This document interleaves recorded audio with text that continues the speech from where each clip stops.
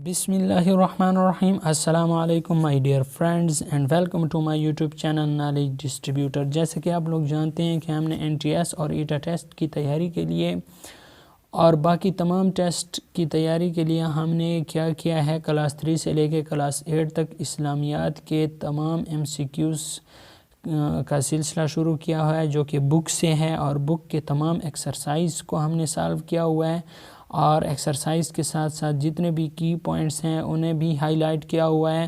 ہم نے class 3، class 4، class 5، class 6 کی اسلامیات کمپلیٹ کر لیے ہیں، اور آج ہمارا کلاس 7 کی اسلامیات کا بھی دوسرا پارٹ ہے۔ تو ہم نے غزوہ حنین تک تو پڑھ لیا، اور آج ہمارے پاس ہے غزوہ تبوک۔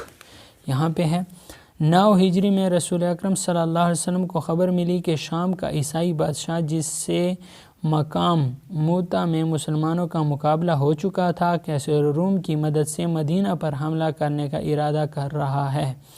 یہ سال قحط کا تھا اور موسم بھی گرم تھا۔ اس کے بعد ہے حضرت عثمان رضی اللہ تعالی عنہ نے 10,000 دینار، 300 اونٹ اور ساز و سامان کے علاوہ 50 گھوڑے پیش کیے۔ جس وقت آپ رضی اللہ تعالیٰ عنہ نے یہ بھاری رقم رسول اکرم صلی اللہ علیہ وسلم کی خدمت میں پیش کی، تو آپ صلی اللہ علیہ وسلم خوش ہو کر فرماتے جاتے تھے کہ اس نیکی کے بعد عثمان رضی اللہ تعالیٰ عنہ کا کوئی عمل انہیں نقصان نہیں پہنچا سکتا۔ پھر دعا کے لیے ہاتھ اٹھائے اور فرمایا، اے اللہ تو عثمان سے راضی ہو، میں اس سے راضی ہوں۔ حضرت ابوبکر صدیق رضی اللہ تعالیٰ عنہ نے اپنا سارا مال و متاع، جس کی قیمت 40,000 درہم تھی، حضور صلی اللہ علیہ وسلم کے قدموں میں لا کر ڈال دیا۔ آپ صلی اللہ علیہ وسلم نے پوچھا، اے ابوبکر تم نے اپنے بچوں کے لیے بھی کچھ چھوڑا ہے؟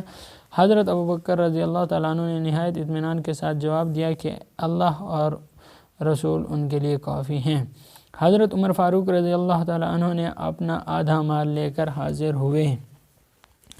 جب اس طرح لشکر کا ساز و سامان تیار ہو گیا تو رسول اللہ صلی اللہ علیہ وسلم 30,000 صحابہ کرام کا لشکر لے کر روانہ ہوئے۔ منافقین کی جماعت اس لشکر میں شریک نہیں ہوئی، بلکہ انہوں نے دوسرے لوگوں کو بھی بہکانے کی کوشش کی۔ کہا کہ گرمی میں مت نکلو۔ اللہ تعالیٰ نے رسول کریم صلی اللہ علیہ وسلم کو وحی بھیجی کہ ان منافقوں سے کہہ دو کہ جہنم کی آگ اس سے زیادہ گرم ہے۔ حضرت علی رضی اللہ تعالیٰ عنہ کو مدینہ منورہ میں خاندان کے دیکھ بھال کے لیے چھوڑ دیا، اور اسلامی لشکر کا جھنڈا حضرت ابوبکر صدیق رضی اللہ تعالیٰ عنہ کو عنایت فرمایا۔ کب؟ غزوہ تبوک کے موقع پر لشکر کا جھنڈا کس کو عنایت فرمایا؟ حضرت ابوبکر صدیق رضی اللہ تعالیٰ عنہ کو۔ تبوک کے مقام پر پہنچ کر آپ صلی اللہ علیہ وسلم نے قیام فرمایا، مگر غسانی بادشاہ مقابلے کے لیے نہ آیا اور لڑائی نہ ہوئی۔ رسول کریم صلی اللہ علیہ وسلم 10 روز تک یہاں ٹھہرے رہے۔ اس کے بعد یہ کہتا ہے کہ یہ غزوہ جزیرۃ العرب پر مسلمانوں کا اثر پھیلانے اور اسے تقویت پہنچانے میں بڑا مؤثر ثابت ہوا۔ ہمارے پاس یہ ہے کہ غزوہ تبوک کون سے موسم میں ہوا تھا؟ گرمی کے۔ غزوہ تبوک میں مسلمانوں کا جھنڈا کس کے پاس تھا؟ ابوبکر صدیق اور حضرت علی رضی اللہ تعالیٰ عنہ کو چھوڑ دیا گیا۔ ٹھیک، حضرت علی رضی اللہ تعالیٰ عنہ کو مدینہ منورہ میں خاندان کی دیکھ بھال کے لیے چھوڑ دیا۔ ٹھیک ہے، اس کے بعد غزوہ تبوک میں سب سے زیادہ چندہ کس نے دیا تھا؟ عثمان رضی اللہ تعالیٰ عنہ نے۔ مقام تبوک میں نبی کریم صلی اللہ علیہ وسلم نے کتنے دن قیام کیا تھا؟ 10 دن۔ سن 9 ہجری میں رسول اللہ صلی اللہ علیہ وسلم کو عیسائیوں کی طرف سے مدینہ پر حملہ کرنے کی خبر ملی۔ یہ سال قحط کا تھا۔ حضرت ابوبکر صدیق رضی اللہ تعالیٰ عنہ نے اپنا سارا مال و متاع نبی کریم صلی اللہ علیہ وسلم کے قدموں میں لا کر رکھ دیا۔ غزوہ تبوک میں مسلمانوں کی تعداد 30,000 تھی۔ یہاں پہ خطبہ حجۃ الوداع۔ سن 10 ہجری میں جب سارا عرب اسلام کے زیر سایہ آ چکا تھا، ٹھیک ہے، ذیقعدہ سن 10 ہجری کو ہر طرف یہ خبر پھیل گئی کہ رسول اللہ صلی اللہ علیہ وسلم اس سال حج کے لیے مکہ معظمہ تشریف لے جائیں گے، جس پر سارا عرب آپ صلی اللہ علیہ وسلم کے ساتھ فریضہ حج کی ادائیگی کے لیے امڑ آیا۔ 26 ذیقعدہ سن 10 ہجری کو آپ صلی اللہ علیہ وسلم نے غسل فرما کر چادر اور تہبند باندھی اور نماز ظہر کے بعد مدینہ منورہ سے باہر نکلے۔ مدینہ سے 6 میل کے فاصلے پر زوال حلیفہ کے مقام پر رات گزاری، اور دوسرے دن دوبارہ غسل فرما کر 2 رکعت نماز ادا کی، اور احرام باندھ کر قصوہ نامی اونٹنی پر سوار ہوئے اور بلند آواز سے یہ الفاظ فرمائے جو آج تک ہر حاجی کا ترانہ ہے۔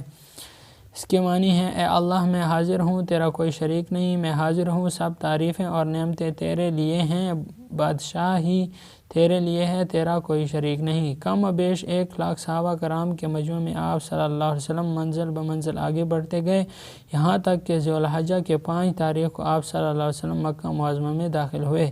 کعبہ نظر آیا تو فرمایا کہ اے اللہ اس گھر کو عزت اور شرف دے۔ کعبہ کا طواف کیا، مقام ابراہیم علیہ السلام میں کھڑے ہو کر 2 رکعت نماز ادا کی اور صفا کی پہاڑی پر چڑھ کر خطبہ دیا۔ 8ویں ذی الحجہ کو آپ صلی اللہ علیہ وسلم نے تمام مسلمانوں کے ساتھ مینا میں قیام فرمایا۔ دوسرے دن 9ویں ذی الحجہ کو صبح کی نماز پڑھ کر عام مسلمانوں کے ساتھ عرفات آ کر ٹھہرے۔ دوپہر ڈھل گئی تو قصوہ پر سوار ہو کر میدان عرفات میں آئے اور اونٹنی پر سوار ہو کر خطبہ دیا جس میں اسلام کے بنیادی اصول بتائے۔ اس کے بعد کہتا ہے کہ مشاغل سے فراغت حاصل کر کے 14 ذی الحجہ کو فجر کی نماز بیت اللہ میں پڑھ کر سارا قافلہ اپنے اپنے مقام کو روانہ ہو گیا اور رسول اللہ صلی اللہ علیہ وسلم نے مہاجرین و انصار کے جھرمٹ میں مدینہ کی راہ لی۔ حجۃ الوداع کے موقع پر آپ صلی اللہ علیہ وسلم نے ایک اہم خطبہ دیا جو تاریخ میں خطبۃ الوداع کے نام سے مشہور ہے، جس کے چند اہم نکات درج ذیل ہیں۔ نمبر 1، جاہلیت کے تمام دستور میرے قدموں کے نیچے ہیں۔ عربی کو اجمی پر اور اجمی کو عربی پر کوئی فوقیت حاصل نہیں، تمام مسلمان آپس میں بھائی بھائی ہیں۔ اس کے بعد اس کے خالی جگہ ہیں کہ 26 ذی القعدہ سن 10 ہجری کو آپ صلی اللہ علیہ وسلم نے غسل فرما کر چادر اور تہبند باندھی اور نماز ظہر کے بعد مدینہ منورہ سے باہر نکلے۔ مدینہ سے 6 میل کے فاصلے پر ذو الحلیفہ کے مقام پر رات گزاری۔ جاہلیت کے تمام دستور میرے قدموں کے نیچے ہیں، جاہلیت کے تمام خون باطل کر دیے گئے۔ اس کے بعد اس کے کچھ یہاں پر بھی MCQs ہیں۔ مدینہ منورہ سے نکل کر آپ صلی اللہ علیہ وسلم نے رات کہاں گزاری؟ مقام ذو الحلیفہ۔ آپ صلی اللہ علیہ وسلم نے حج کے مشاغل سے فراغت کب حاصل کی؟ 14 ذی الحجہ کو۔ لبیک کے معنی کیا ہیں؟ میں حاضر ہوں۔ رسول اللہ صلی اللہ علیہ وسلم نے خطبۃ الوداع کے موقع پر کون سی چیز کو مضبوطی سے تھامے رکھنے کی تاکید فرمائی تھی؟ قرآن و سنت کو۔ وصال۔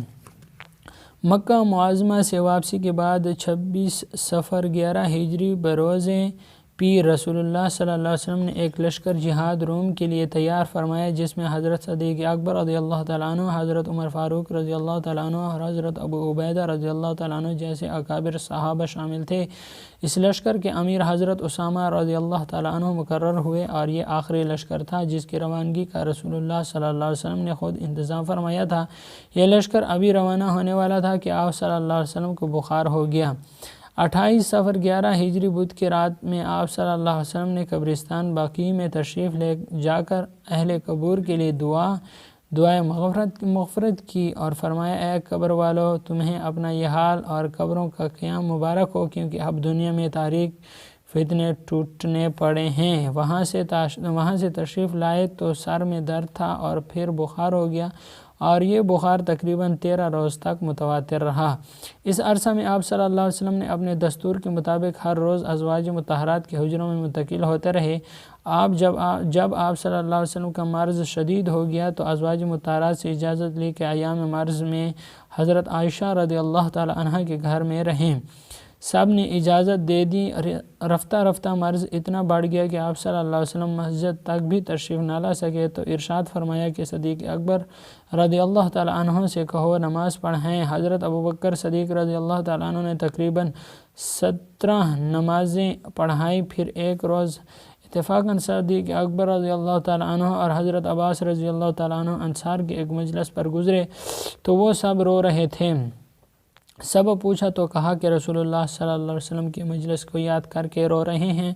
حضرت عباس رضی اللہ تعالیٰ عنہ نے یہ خبر آپ صلی اللہ علیہ وسلم کو بھی پہنچا دی۔ یہ سن کر آپ صلی اللہ علیہ وسلم حضرت علی رضی اللہ تعالیٰ عنہ اور حضرت فضل بن عباس رضی اللہ تعالیٰ عنہ کے کاندھوں پر ٹیک لگائے۔ کون کون سے تھے؟ حضرت علی رضی اللہ تعالیٰ عنہ اور حضرت فضل بن عباس رضی اللہ تعالیٰ عنہ کے کاندھوں پر ٹیک لگائے ہوئے باہر تشریف لائے۔ اور یہ خبر کس نے پہنچائی؟ حضرت عباس رضی اللہ تعالیٰ عنہ نے خبر آپ صلی اللہ علیہ وسلم کو بھی پہنچا دی۔ اس کے بعد کہتے ہیں کہ حضرت عباس رضی اللہ تعالیٰ عنہ آگے تھے۔ آپ صلی اللہ علیہ وسلم منبر کے نچلی سیڑھی پر تشریف فرما ہوئے اور ایک بلیغ خطبہ دیا جس کے کلمات یہ ہیں اور اس میں یہ ہے وہاں تمہارے ملنے کی جو جگہ حوض کوثر ہے۔ اس کے بعد پس جو شخص یہ پسند کرے کہ بروز قیامت اس حوض سے سیراب ہو تو اس کو چاہیے کہ اپنے ہاتھ اور زبان کو فضول اور غیر ضروری باتوں سے روکیں۔ اس کے بعد یہ ہے اور وفات سے 5 یا 3 روز پہلے پھر ایک مرتبہ باہر تشریف لائیں، سر مبارک بندھا ہوا تھا۔ حضرت صدیق اکبر رضی اللہ تعالیٰ عنہ نماز پڑھا رہے تھے، وہ پیچھے ہٹنے لگے تو آپ صلی اللہ علیہ وسلم نے ہاتھ کے اشارے سے منع فرمایا اور خود ابو بکر صدیق رضی اللہ تعالیٰ عنہ کے بائیں جانب بیٹھ کر نماز کے بعد ایک مختصر خطبہ دیا، جس میں فرمایا ابو بکر سب سے زیادہ میرے محسن ہیں، اور اگر میں اللہ کے سوا کسی کو خلیل بناتا تو ابو بکر کو بناتا، لیکن چونکہ اللہ کے سوا کوئی خلیل نہیں اس لیے ابو بکر میرے بھائی اور دوست ہیں۔ پھر فرمایا مسجد کی طرف جتنے لوگوں کے دروازے ہیں سوائے ابو بکر رضی اللہ تعالیٰ عنہ کے سارے دروازے بند کر دیے جائیں۔ اس کے بعد 12 ربیع الاول دوشنبہ کے روز لوگ صبح کی نماز حضرت ابوبکر رضی اللہ تعالیٰ عنہ کے پیچھے پڑھ رہے تھے کہ یک آپ صلی اللہ علیہ وسلم نے حضرت عائشہ رضی اللہ تعالیٰ عنہ کے حجرے کا پردہ کھول کر لوگوں کی طرف دیکھا اور تبسم فرمایا۔ صدیق اکبر رضی اللہ تعالیٰ عنہ یہ دیکھ کر پیچھے ہٹنے لگے اور خوشی کی وجہ سے صحابہ کے قلوب نماز میں منتشر ہونے لگے۔ آپ صلی اللہ علیہ وسلم نے ان کو ہاتھ سے اشارہ فرمایا کہ نمازیں پوری کرو اور خود اندر تشریف لے گئے اور پردہ چھوڑ دیا۔ اس کے بعد پھر باہر تشریف نہیں لائے اور اسی روز ظہر کے بعد آپ صلی اللہ علیہ وسلم وصال ہو گیا۔ اس وقت آپ صلی اللہ علیہ وسلم کی عمر تقریباً 63 برس تھی۔ تو یہاں پہ ہے نبی کریم صلی اللہ علیہ وسلم نے کس صحابی رضی اللہ تعالیٰ عنہ کو آخری لشکر کا سپہ سالار مقرر کیا؟ حضرت اسامہ رضی اللہ تعالیٰ عنہ کو۔ 28 صفر 11 ہجری 4 شنبہ کی رات آپ صلی اللہ علیہ وسلم کون سے قبرستان میں تشریف لے گئے؟ بقیع غرقد۔ نبی کریم صلی اللہ علیہ وسلم نے کس کے ساتھ حسن سلوک کی وصیت کی؟ مہاجرین کے ساتھ۔ آپ صلی اللہ علیہ وسلم نے زندگی کے آخری لمحات کہاں گزارے؟ حجر عائشہ میں۔ اس کے بعد ہے کہ نبی کریم صلی اللہ علیہ وسلم نے حضرت اسامہ رضی اللہ تعالیٰ عنہ کو آخری لشکر کا امیر مقرر کیا۔ سن 11 ہجری میں آپ صلی اللہ علیہ وسلم بیمار ہوئے تھے، تقریباً 13 روز متواتر آپ صلی اللہ علیہ وسلم علیل رہے۔ آخری آرام آپ صلی اللہ علیہ وسلم نے حضرت عائشہ رضی اللہ تعالیٰ عنہ کے حجرے میں فرمایا تھا۔ اس کے بعد ہمارے پاس اخلاق و آداب۔ یہاں پہ اللہ تعالیٰ نے فرمایا اور وہ ان کو اپنے اوپر ترجیح دیتے ہیں خواہ وہ خود فاقے سے ہوں۔ اس کے بعد آپ صلی اللہ علیہ وسلم نے حضرت ابو ذر غفاری رضی اللہ تعالیٰ عنہ کو سخاوت کی فضیلت بیان کرتے ہوئے فرمایا اے ابو ذر مجھے یہ پسند نہیں کہ میرے پاس احد پہاڑ کے برابر سونا ہو اور تیسرے دن تک اس میں سے ایک اشرفی بھی میرے پاس باقی رہ جائے۔ میں چاہوں گا کہ اس کو اللہ تعالیٰ کے بندوں میں دائیں بائیں آگے پیچھے سے بانٹ دوں۔ سخی اللہ کا دوست ہے اگرچہ وہ گنہگار ہو، اور بخیل اللہ کا دشمن ہے اگر وہ عبادت گزار ہو۔ آپ صلی اللہ علیہ وسلم نے ایک موقع پر فرمایا اللہ تعالیٰ کی راہ میں خرچ کرو اور حساب نہ کرو ورنہ اللہ تعالیٰ بھی تمہیں گن کر ہی دے گا۔ اس کے بعد حضرت بلال رضی اللہ تعالیٰ عنہ کو بھی خرید کر آزاد کیا۔ کس نے؟ حضرت ابوبکر صدیق رضی اللہ تعالیٰ عنہ نے حضرت بلال رضی اللہ تعالیٰ عنہ کو بھی خرید کر آزاد کیا۔ اس کے بعد سخاوت و فیاضی میں حضرت علی رضی اللہ تعالیٰ عنہ بھی اپنی مثال آپ تھے۔ ایک مرتبہ افطار کے وقت آپ رضی اللہ تعالیٰ عنہ کے ہاں ایک مہمان آیا تو گھر میں جو کچھ تھا انہیں پیش کر دیا اور خود پانی کے ساتھ روزہ افطار کیا۔ اس کے بعد یہاں پہ ہے ارشاد باری تعالیٰ ہے جو کوئی بخل کرتا ہے بے شک اپنے ہی سے بخل کرتا ہے۔ اس طرح ارشاد ربانی ہے جو لوگ مال میں جو اللہ نے اپنے فضل سے ان کو عطا کیا بخل کرتے ہیں وہ اس بخل کو اپنے حق میں اچھا نہ سمجھیں بلکہ ان کے لیے برا ہے۔ وہ جس مال میں بخل کرتے ہیں قیامت کے دن اس کا توق بنا کر ان کے گردنوں میں ڈال دیا جائے گا۔ اس کے بعد حضرت بلال رضی اللہ تعالیٰ عنہ کو کس نے خرید کر آزاد کیا؟ حضرت ابوبکر صدیق نے۔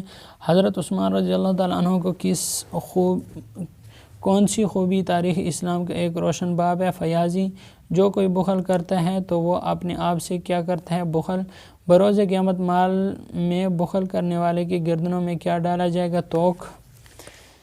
اللہ تعالیٰ کی رضا اور خوشنودی کے خاطر اپنا مال ضرورت مندوں کی مدد کے لیے خرچ کرنا سخاوت کہلاتا ہے اور وہ ان کو اپنے اوپر ترجیح دیتے ہیں خواہ وہ خود فاقے سے ہوں۔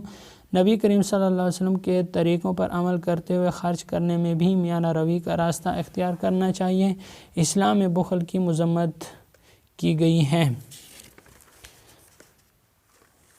میانہ روی کا مطلب ہے اعتدال یا درمیانی راستہ اختیار کرنا۔ ایک اور جگہ آپ صلی اللہ علیہ وسلم نے فرمایا، جس نے میانہ روی اختیار کی وہ تنگ دست نہیں ہوگا۔ ارشاد باری تعالیٰ ہے،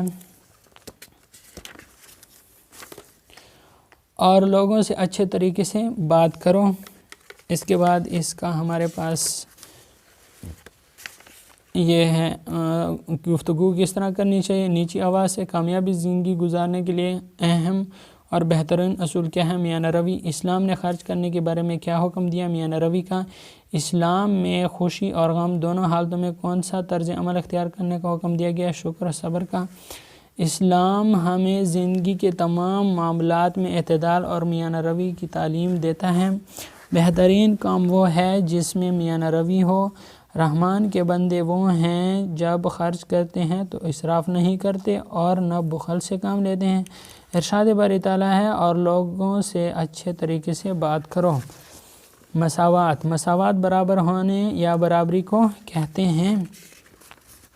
اس کے بعد ہمارے پاس ہے غزوہ بدر میں مسلمانوں کے پاس سواریاں کم تھیں۔ ہر 3 افراد کے لیے ایک سواری تھی۔ ایک وقت میں 2 آدمی سوار ہوتے، ایک پیدل چلتا۔ نبی کریم صلی اللہ علیہ وسلم کی سواری میں حضرت علی رضی اللہ تعالیٰ عنہ اور حضرت ابو درداء رضی اللہ تعالیٰ عنہ شریک تھے۔ آپ صلی اللہ علیہ وسلم نے اپنی باری پر سوار بھی ہوتے اور پیدل بھی چلتے ہیں۔ اس کے بعد ہمارے پاس یہ ہے صحیح نہیں بلکہ مجھے اپنے نام علی رضی اللہ تعالیٰ عنہ سے پکاریں۔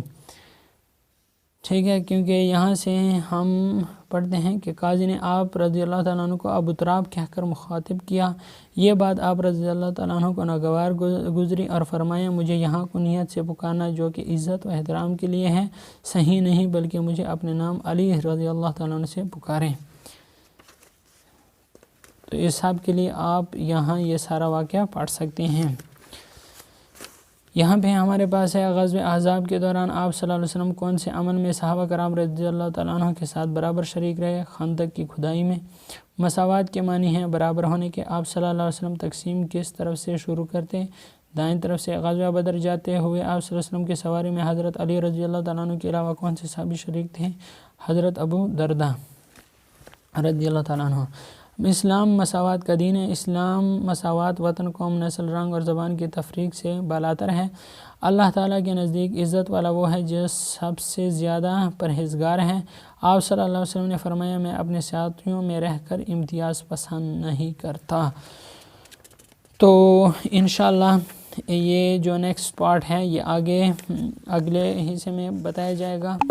اگر ویڈیو اچھی لگی ہو تو ویڈیو کو لائک اور شیئر ضرور کرنا۔ اس کے علاوہ اگر چینل پہ نئے ہیں تو چینل کو سبسکرائب کر دینا۔ ویڈیو دیکھنے کا شکریہ۔ پاکستان زندہ باد۔